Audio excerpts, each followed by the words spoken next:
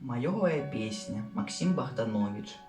Понад белым пухом вишняў, быццам сіні аганёк, б'ецца, в'ецца, шпаркі, лёгкі, сінякрылы матылёк.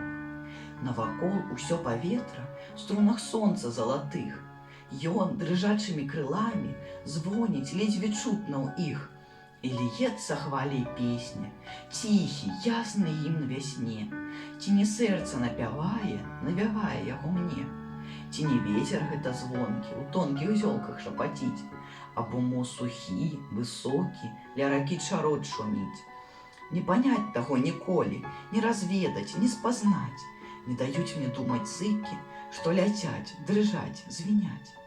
Песня рвецца і льецца на раздольны, вольны свет, але хто яе пачуе? Можа, толькі сам паэт.